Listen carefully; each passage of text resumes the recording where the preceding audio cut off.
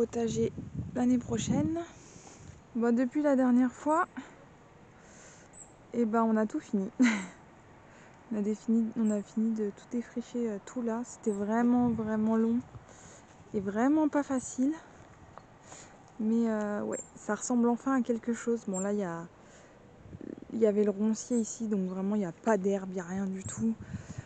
Toutes les ronces sont encore un peu par terre. On a broyé au max avec la tondeuse, mais bon, il va falloir le temps que ça travaille tout seul aussi un petit peu. Concernant les poules, donc j'ai ma petite poule noire. Et je vous avais dit que j'avais mis mes 2 coques en vente, donc je les ai vendus, ça y est, ils sont partis. Ils sont partis plutôt rapidement d'ailleurs, je pensais pas. Et j'ai retrouvé un petit coq gris et noir. D'ailleurs, il a un peu de marron sur les ailes, et un peu comme le coq que j'avais, mais un peu moins joli quand même. Et du coup, je suis allée le chercher. Donc là, pour l'instant, ils sont que 2, mais j'ai mis des œufs en couveuse.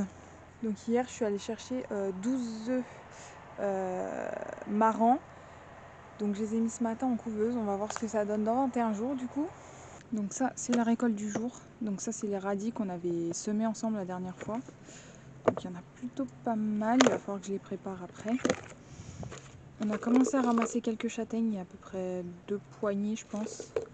Donc ça commence à arriver. Et on a fait un fond de caissettes de noix. Je pense pas qu'on en récupérera plus parce qu'on n'en mange pas plus que ça. Luc, il en met de temps en temps dans les pâtisseries, mais sans plus. Donc je vais les laisser sécher un petit peu. On les décortiquera et on les mettra dans un bocal et je pense que ça suffira. Donc aujourd'hui, on aurait dû venir ramasser les champignons. Donc ça, c'est des coolmel. Je sais pas si on voit très bien avec la luminosité. Mais là, ils sont pas encore trop ouverts. Donc je pense qu'on viendra les chercher demain. Donc là, on en a 3. C'est juste en face de notre route en fait. C'est collé à notre bois. Hop, il y en a encore 2 ici. Oh, on voit rien du tout. Et après, il y en a des tout petits, mais on va les laisser pour l'instant. Donc là, en ce moment, on chasse les champignons. Demain, on va aller dans une forêt que j'ai vue en allant promener la chienne. Je suis tombée dans une forêt où il y avait vraiment plein de champignons différents. Après, moi, les champignons, je n'y connais pas grand-chose. C'est surtout Luc qui s'en occupe de ça. Mais on va y aller demain pour essayer d'en trouver quelques-uns. Bon, du coup, pendant que j'étais les mains dans la terre, j'en ai profité pour repiquer mes betteraves. Donc là, ça m'en fait 4, 5, 6. J'en ai 7. C'était les betteraves qu'il y avait en bac, là. Qu'on avait semé la dernière fois ensemble. Donc, j'espère que j'ai pas attendu trop longtemps parce que les feuilles sont quand même... les feuilles sont quand même grandes déjà. Donc, j'espère que j'ai pas attendu trop longtemps. Normalement, ça devrait le faire. Enfin, j'espère. Du coup, pour l'avancer par rapport à la dernière fois, j'ai pas touché aux plants. Tous les plants sont encore là. J'ai mes 4 plants de choux qui sont bons à repiquer, qu'il faut absolument que j'aille repiquer, mais que j'ai pas encore fait. Hop, je regarde quand même sous les feuilles, voir s'il n'y a pas d'œufs ou quoi. Mais ça a l'air d'aller. Donc ça, il faudra absolument que je le repique dans la serre. Les betteraves, je voulais les remettre en serre, sauf que le sol est tellement dur que j'ai peur que ça pousse pas correctement, donc c'est pas grave. Et les salades, là, il y en a tellement que je vais en mettre une partie dehors vers les épinards. Donc là, on les voit, les épinards. Hop, là. Il n'y en a pas tant que ça, vu ce que j'ai semé. Donc il faudrait que j'en refasse. Bon, je vous retrouve aujourd'hui. Ça fait longtemps que j'ai pas pris la caméra. Ça doit faire, je pense, 1 mois ou pas loin. Ça fait 3 semaines. Donc là, je vous retrouve. Il est très tôt le matin, donc je sais pas si on voit très clair.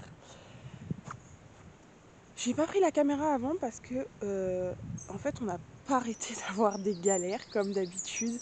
Ce qui fait qu'on a perdu pas mal de temps sur certains trucs. Donc là, techniquement, ce week-end, on est censé avoir les poussins. Donc là, on est jeudi. Donc les poussins sont censés naître dimanche. C'est pour ça que je sais que ça fait 3 semaines.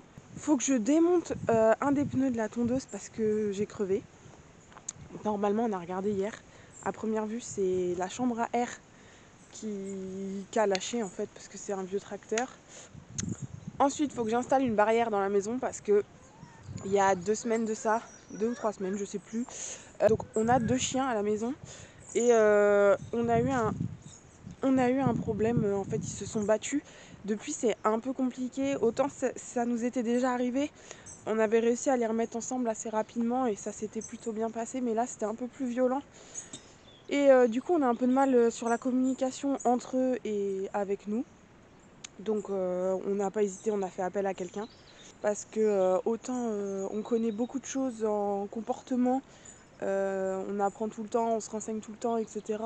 Autant là on était un peu perdus, il nous manquait quelques clés. Donc il y a une éducatrice comportementaliste qui est venue, qui nous a expliqué plein de trucs en fonction de ce qu'elle a vu sur les deux gros.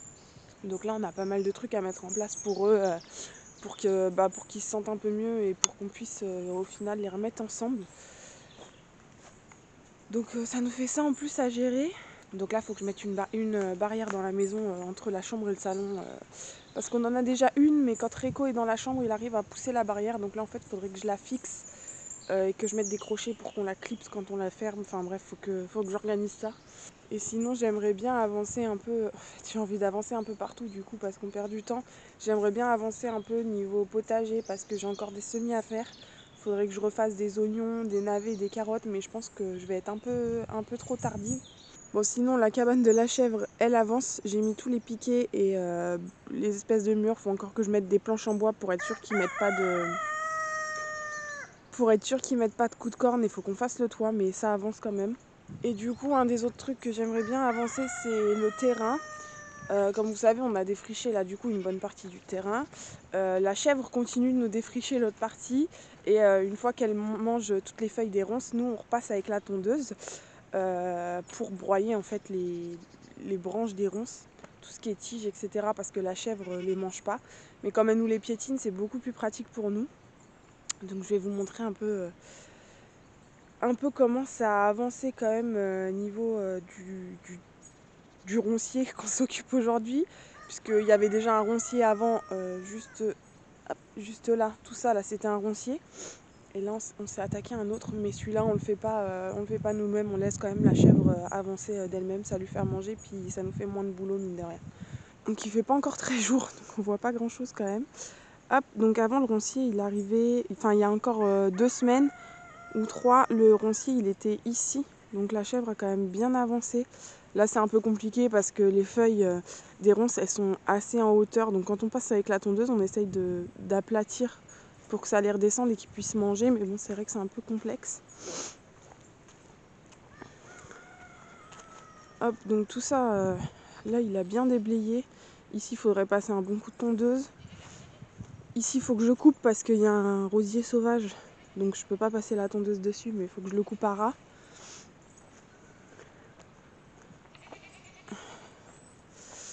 Et ici, bah, il s'est occupé de... Ouais, ça commence de là, ça finit ici. Il s'est occupé de tout ça en 3 jours. Donc franchement, il a plutôt bien mangé. Alors j'espère on verra bien quand même, parce qu'il fait pas très jour. Petit pépère.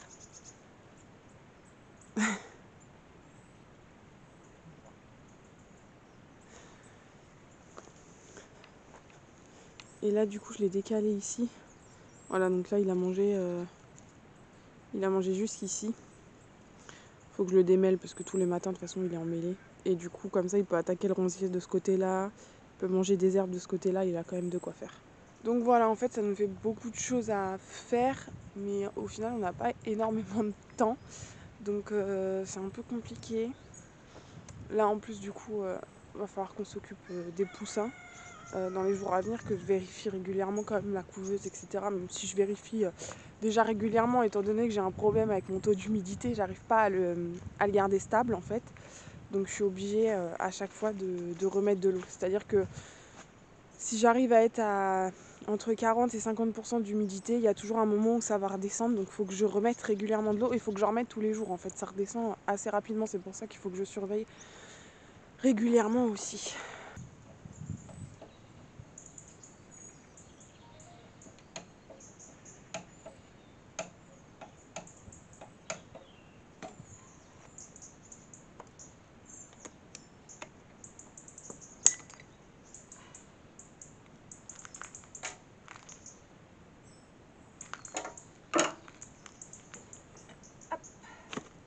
je vais vous donner une super technique que j'ai trouvée sur internet pour décoller le pneu. Quand on veut le déjanter, faut le décoller ici.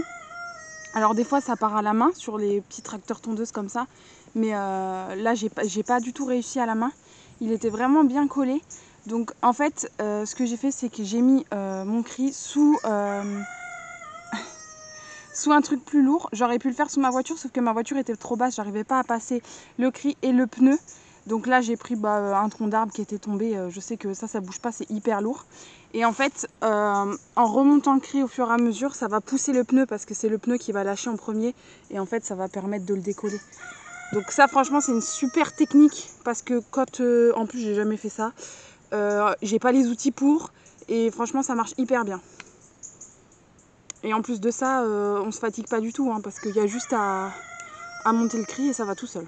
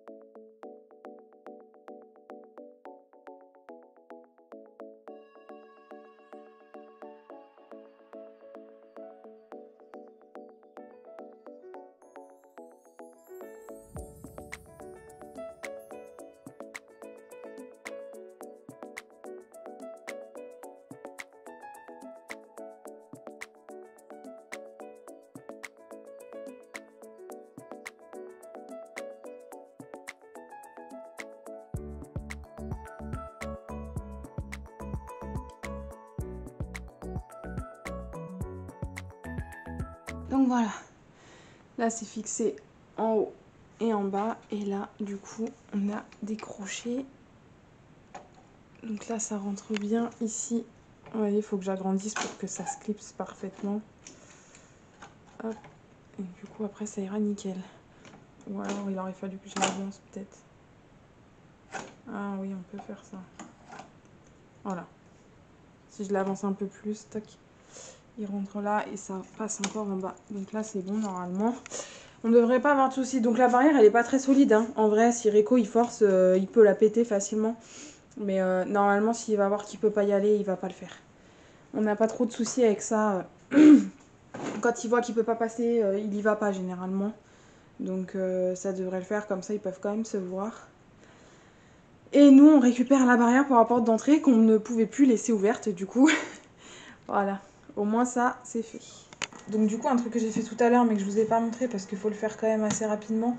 J'ai posé les œufs dans le fond de ma couveuse puisque normalement c'est à retournement automatique. Donc là je les ai posés dans le fond parce que on est, donc là c'est marqué 20 jours mais en fait on est au 18e. Et j'ai remis de l'eau, donc là on est à peu près, on est entre 61 et 64% d'humidité. Donc on est plus ou moins bon. Je vais essayer d'être un peu plus au-dessus quand même, parce qu'on est léger. Donc là tous les œufs ils sont surtout d'un côté parce que ici, alors ici c'est une sortie d'air, ici c'est une entrée d'air. Là on a, en hauteur on a une entrée d'air et là une sortie d'air. Et le problème c'est que ici quand on pose les œufs directement à même la couveuse du coup, Ça fait trop chaud vraiment à cet endroit-là, donc j'ai décalé au max de l'autre côté. Comme ici, l'entrée d'air, en fait le chauffage, il est plus en hauteur, ça diffuse beaucoup plus et ça chauffe moins directement sur les œufs. Donc voilà, donc là il y en a 12, donc en soi il y en a 11 parce qu'il y en a un qui est fêlé que j'avais quand même mis, même si bon voilà. Je les ai mirés à première vue, il y en a 4 déjà qui sont bons. Et après le reste je sais pas trop, il me semble que j'en ai 2 qui sont clairs et je dois en avoir d'autres qui se sont arrêtés en cours de développement. Je pense personnellement qu'ils ont manqué un peu d'humidité, mais on verra d'ici dimanche ou lundi, voir un peu ce que ça donne.